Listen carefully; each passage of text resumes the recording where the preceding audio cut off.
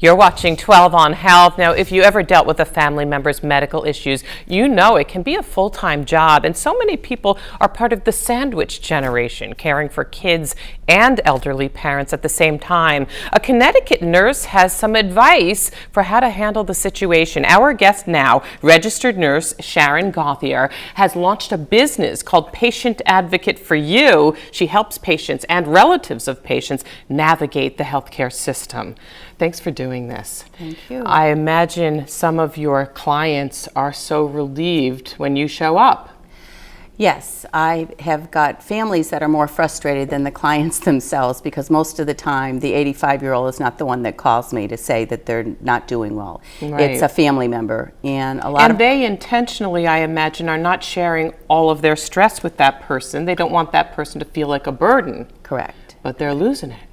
Yeah, and it usually is wrapped around a crisis, hospitalization, a fall.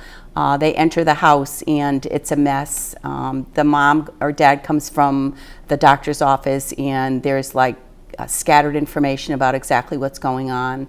So I kind of come in and listen to their story. And when I have their story, I come up with a plan to help the families manage it better and relieve them of that stress. So I go to doctor's appointments with them. I actually make doctors talk to each other, which is always a challenge. Mm-hmm. And when there is a critical event that happens, then I'm the emergency person that's called in and become that in between the healthcare and the family, the explanation of what's going on. And are choices. You put on like a retainer? I mean, you become somebody who's keeping track? Correct. When people normally contact me, they will give me a retainer that normally gets them 6 hours of time, and then after that I'm paid an hourly rate. When we're done with whatever crisis or intervention that is going on, it could be a hospitalization, it could be I've got a report from a daughter-in-law down in North Carolina who kept calling her mother-in-law and she wasn't, the phone wasn't activated. Okay. So when I walked in, her phone had been shut off because she didn't pay her bill. Right. Things can fall through the cracks real easily. Correct. Correct. Okay. Do you go about getting their records from each of their doctors?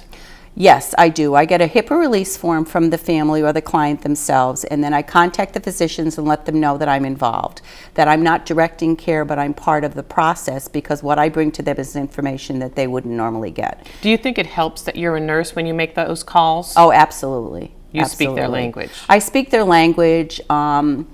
I had a lady who needed to have an endoscopy done, and they kept calling her and saying, well, we're going to schedule this at 6 o'clock in the morning. Well, there was no way she was going to get there at 6. So when I got involved and it was scheduled and they called me, I said, she can't do 6. So let's do 9. And they immediately said, well, we can't do 9. So I said, well, you need to have the nurse call me, which she did. We arranged for her to have it done at 10 and have liquids through the night. So she got it done. Okay, and you knew what she would need afterwards. Correct. And I think that part of the issue is the lack of knowledge of the healthcare system, because my mom, she's smart about everything, but when she was in the hospital, suddenly she was just kind of there at their disposal, and I had to kind of come in and be her patient advocate. It seems like everyone sort of needs one when they're vulnerable in a hospital. Well, correct. First of all, they're not feeling well. They're extremely intimidated. And more than anything, it's not your physician that's in there monitoring and arranging your care. It's a hospitalist. Mm-hmm. And although the theory in paper looks really good, the reality is that you walk into the hospital with an issue and it's only that issue they look at. Right. Even though there may be multiple other issues that led up to that that nobody talks to you about. They're not searching your history. Correct. All right, let's show some pictures. These are just faces on situations.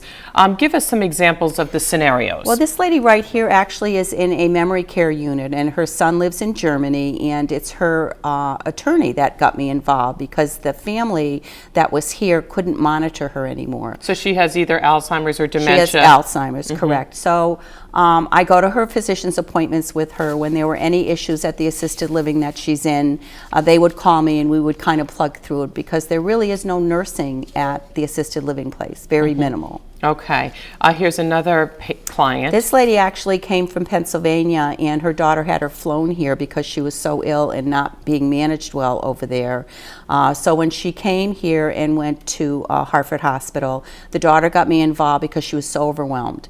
And she was was the only child, and this particular woman, Joanne, who was so sick, now is faced with moving out of state, having to get all new doctors, go to rehab, find a place to live, and the daughter couldn't manage all that. So I walked in and was able to get that done. Here's a happy outcome, and I know they sent you a very lovely thank you note. Yes, this actually is the lady I was talking about whose phone was disconnected, and in addition to that, she was taking the wrong medications. So I initially started involved with her, got her medications straightened out, her phone back in service, and then it eventually went into many people that I'm partnered with, one being a non-medical home care agency, which that was the aid.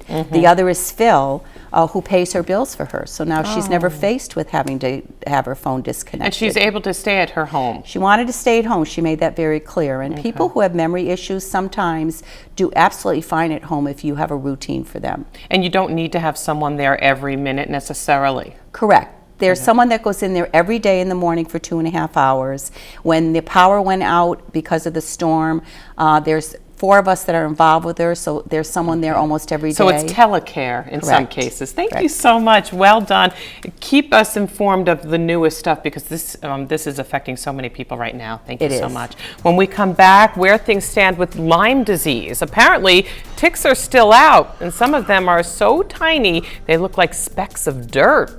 Lyme Insight in less than 2 minutes, right here on 12 on Health.